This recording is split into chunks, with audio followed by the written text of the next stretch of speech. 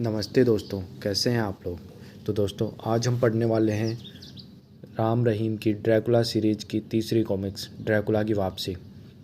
इस सीरीज़ की पहली दो कॉमिक्स भूत महल और ड्रैकुला बालक आपको हमारी चैनल पर मिल जाएंगे।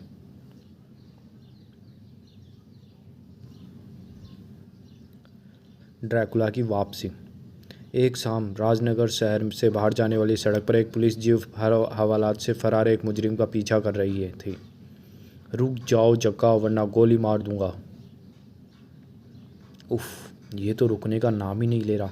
मुझे इस पर गोली चलानी होगी। मगर नीचे गिरते ही जगह किसी कुशल नट की भांति उछलकर उठ खड़ा हुआ और अरे, ये तो भाग लिया। इंस्पेक्टर और हवलदार ने जग्गा का पीछा किया। मैं कहता हूँ रुक जाओ जग्गा, तुम बच नहीं सकते। फिर जग्गा को न रुकते देख धाएं। अगर मैं उन खंडरों में पहुंच जाऊं तो मेरी जान बच सकती है। सुअर, तू मेरे हाथों से बचकर नहीं जा सकता। अगले पल इंस्पेक्टर ने जग्गा की टांग का निशाना साधा और मगर गोली लगने के बावजूद भी जग्गा भागता रहा। क्विक राम सिंह, वह घायल हो चुका है, अब ज़्यादा दूर नहीं भाग सकेगा। जैसे ही जग्गा खंडरों में प्रविष्ट हुआ, अब शायद बच जाऊं। कुछ देर बाद खंडर के भीतर, राम सिंह तुम उस तरफ देखो, मैं इस तरफ देखता हूँ। Okay sir. फिर दोनों जग्गा को खोजने के लिए विपरीत दिशाओं में बढ़ गए। थोड़ी देर बाद, कमाल है, उसे ज़मीन खा गई या? तभी, बचाओ।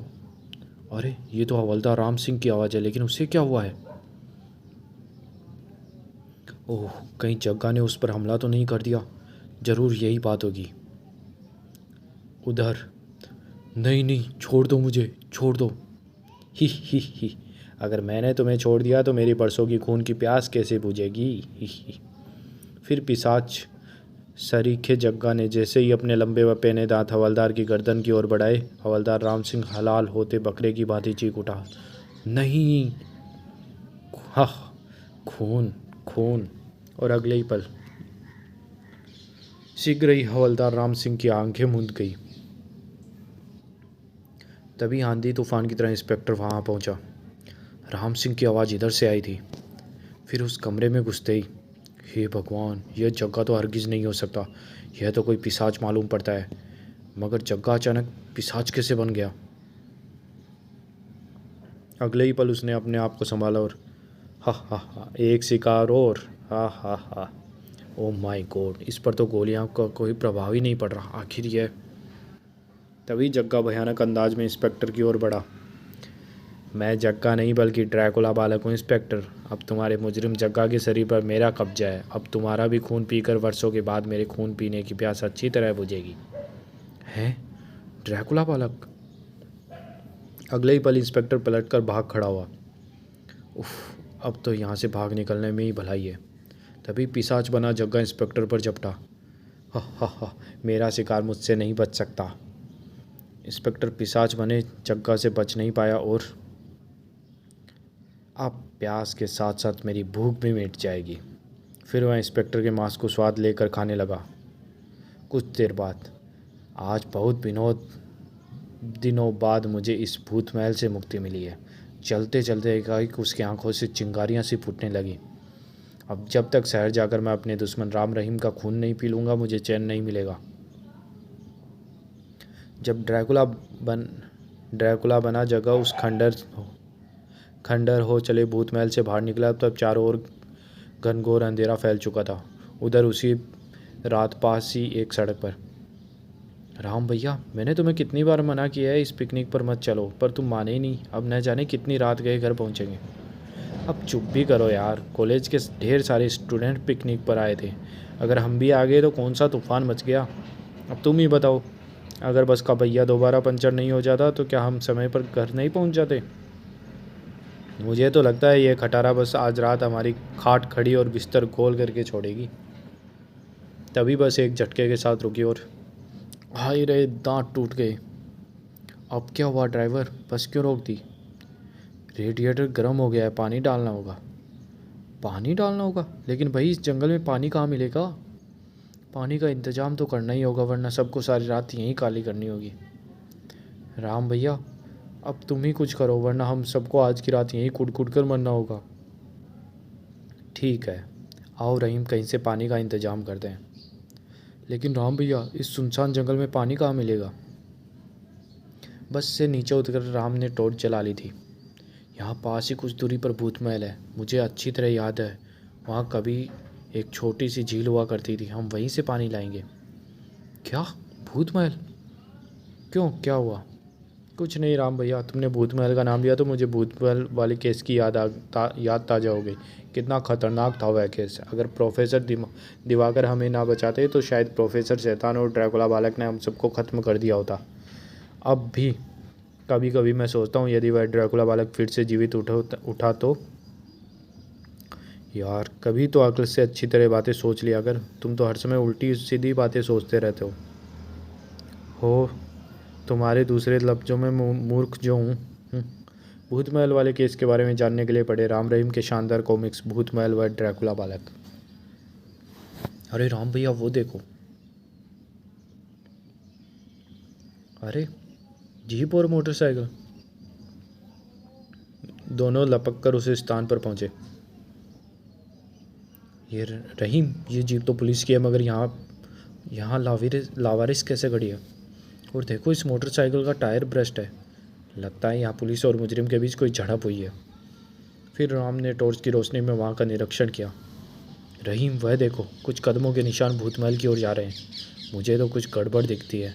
आओ देखते हैं। शीघ्र ही। उफ, कितना भयानक है ये महल, बिल्कुल पहले जैसा भूतिया। कुछ देर बाद भूत महल में प्रविष्ट हो जब वे एक कमरे में पहुंचे। या खुदा, ओह गॉड, लगता है कातिल कोई बहुत ही क्रूर आदमी रहा होगा।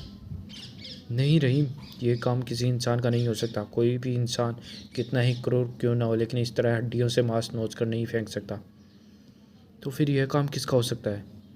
ठहरो, मालूम करने की कोशिश करता हूँ। राम ने टॉर्च की रोशनी में बारीकी से लाशों का मुआयना किया। तत्पश्चात, मुझे तो यह काम ड्रैकुला बालक का ही लगता है रहीम। क्या कहा? यह काम ड्रैकुला बालक का है? हाँ, ये देखो, इसकी गर्दन पे 2 दांतों के निशान है। लगता है ड्रैकुला बालक फिर से जी उठा है। हाँ, अब हम क्या करें? आओ, हमें इस भूत महल में तलाश करते हैं। इस भूत महल में तलाश करते हैं। कुछ ही देर बाद तलाश के बाद जब ड्रैकुला बालक नहीं मिला तो लगता है ड्रैकुला बालक अपनी खूनी प्यास बुझाने इस भूत महल से बाहर निकल गया है। तभी राम के दिमाग में एक अन्य विचार उभरा। रहीम, अगर कहीं ड्रैकुला बालक कॉलेज बस तक पहुंच गया तो गजब हो जाएगा। Oh no. अगले ही पल, रहीम भागो, हमारे साथियों के प्राण खतरे में हैं। सड़क पर पहुंचा राम ने कुछ सोचा और पुलिस जीप पर सवार हो गया। हरी अप रहीम। और फिर रहीम के सवार होते ही राम ने जीप को बस की ओर दिशा में दौड़ा दिया। उधर। कमाल है, आधा घंटा गुजर गया, राम रहीम अभी तक वापस नहीं लौटे। बस आते ही होंगे। तभी उन्हें पेड़ों के पीछे से किसी के तेज से चलने की आवाज़ें सुनाई दी। लो भाई, शायद राम रहीम आ गए।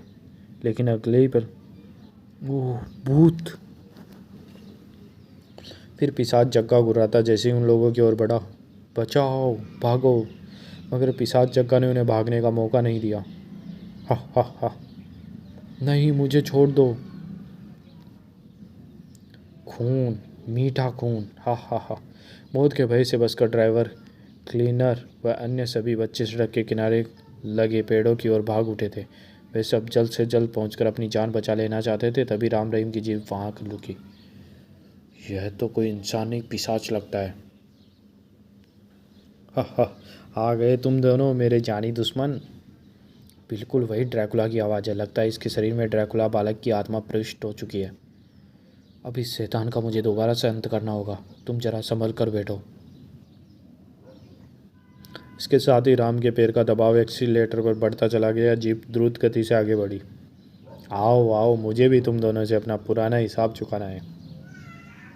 और परंतु अगले ही पल जग्गा संभला और लेकिन ज़मीन पर गिरने के साथ ही दोनों संभल कर तेजी से उठ खड़े हुए। यह देख जग्गा हिंसक दरिंदे की भांति उनकी तरफ बढ़ा।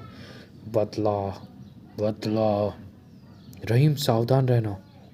फिर जैसे ही जक्का उनके निकट पहुंचा, राम ने बिजली की फुर्ती से सर की एक तेज टक्कर उसके पेट में जड़ दी। हा हा हा, आज तुम दोनों मेरे हाथों से नहीं बचोगे। रहीम भागो। भागकर कहाँ जाओगे चूहो? लेकिन पिशाच बना जग्गा तेज दौड़ में राम रहीम का मुकाबला नहीं कर पाया।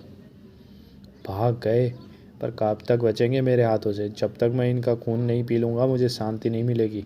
शहर जाकर मैं अब वहाँ ऐसी तबाही मचाऊंगा कि इन्हें सर के बल चलकर खुद ही मेरे पास आना पड़ेगा और शहर मुझे यह बस पहुँचाएगी। फिर मैं बस में बैठा और ड्रैकुला बस लेकर शायद शहर की तरफ बढ़ रहा है। तुम्हें उसे जाने क्यों दिया राम भैया? हम ताकत में उससे पार नहीं पा सकते रहीम। अगर हम वहाँ से भाग खड़े नहीं होते तो वह हमारा ही खून पी जाता। ओह, लेकिन वह अब क्या होगा? वह तो कुछ ही देर बाद शहर पहुँच जाएगा। हमें भी तुरंत शहर पहुँचना होगा। आओ जीप को सीधा करते हैं। ईश्वर करे जीप का इंजन और कलपुर्जे ठीक ठाक हो, वरना मुश्किल हो जाएगी। कुछ देर बाद शुक्र है जीप का कोई क्षति नहीं पहुँची। हाँ, आगे एक फॉरेस्ट ऑफिस है। हम वहाँ से शहर टेलीफोन करके यहाँ के भूत महल की घटना के साथ साथ ड्रैकुला के बारे में चीफ को सारी बात बता देंगे, ताकि वे इस संबंध में जो कुछ करना चाहते हैं जल्द से जल्द करें। वॉट? ड्रैकुला बालक फिर जीवित तो उठा? यस चीफ, और वह कुछ ही देर में बस नंबर DPP 167 द्वारा शहर में प्रवेश करने वाला है। अब तुरंत ही उसे रोकने का प्रबंध कीजिए, वरना अनर्थ हो जाएगा। ओह। फिर राम ने संबंध विच्छेद करने के पश्चात चीफ मुखर्जी ने किसी अधिकारी से फ़ोन पर संपर्क किया और उसे आवश्यक हिदायत देने लगे। यस यस, शहर की जंगल वाली सीमा पर सुरक्षा व्यवस्था कड़ी कर दो। बस नंबर DP 167 ड्राइवर को देखते ही गोली मार दो। और सुनो, शहर में सभी लोगों को सूचित कर दो कि एक शैतान शहर में घुसने वाला है। कोई घर से बाहर ना निकले। Okay sir. कुछ देर बाद शहर में एक भयानक शैतान जो कि ड्रैकुला बालक है प्रवेश करने जा रहा है। अतः आपसे निवेदन है कि आप अपने घरों से न निकले और अपने घरों की खिड़की दरवाजे अच्छी तरह बंद कर लें। धन्यवाद। ड्रैकुला बालक के पुनः जीवित होने की खबर सुनकर पूरे शहर में हंगामा मच गया। भागो भागो, ड्रैकुला बालक आ रहा है। हे भगवान, यह क्या हुआ? ड्रैकुला बालक की आत्मा किसी इंसान के शरीर में प्रविष्ट हो गई। अब क्या होगा? ओ माई, ओ गॉड, प्लीज़ हेल्प अस। इतने साल बाद वह शैतान कहाँ से आ मरा? जबकि शहर में व्याप्त भय से दूर कुछ बदमाशी स्थिति से फ़ायदा उठाने की योजना बना रहे थे।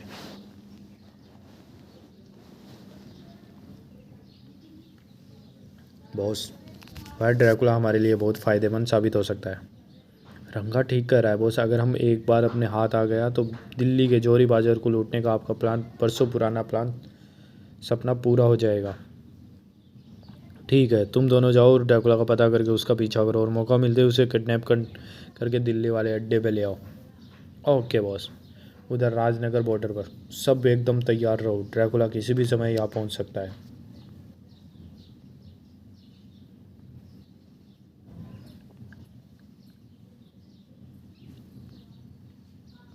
तभी सर,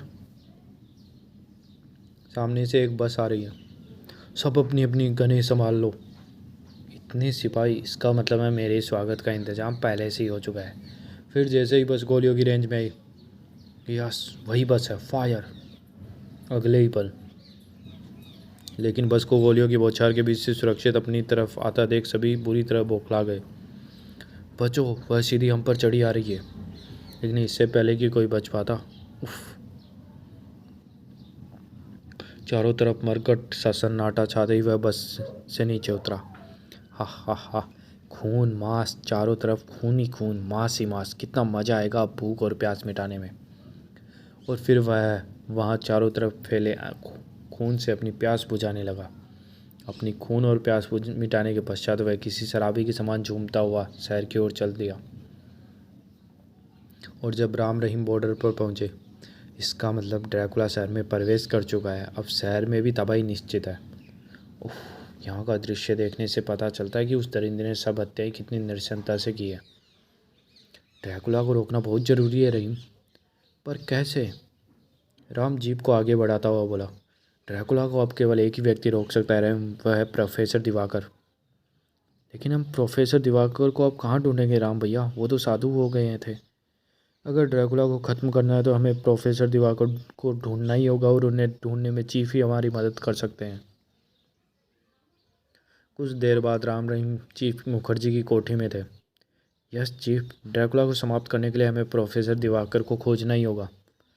लेकिन प्रोफेसर दिवाकर ही क्यों? क्या उनकी किसी अन्य वैज्ञानिक से काम नहीं चल सकता?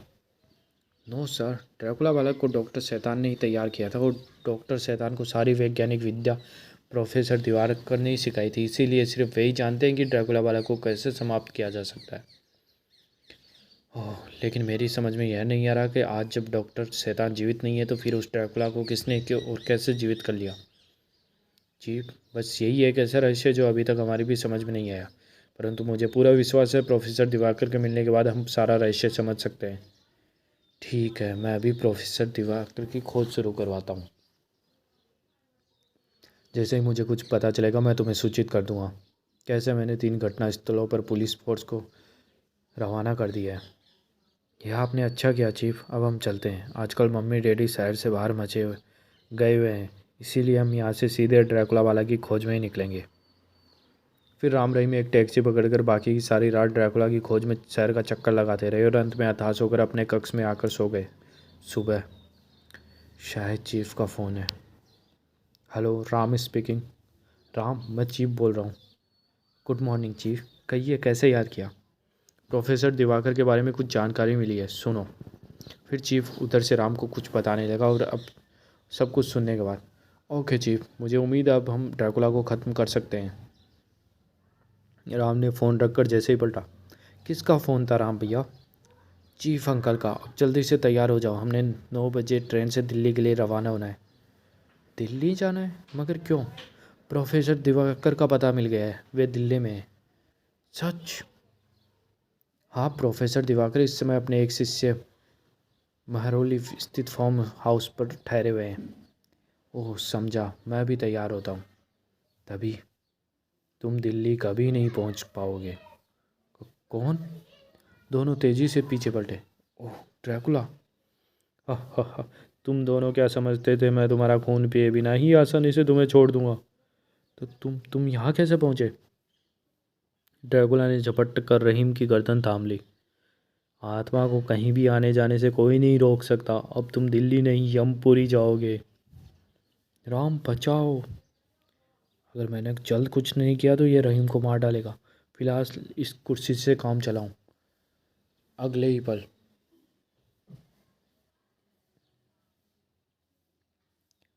और इससे पहले कि ड्रैकुला संभल पाता,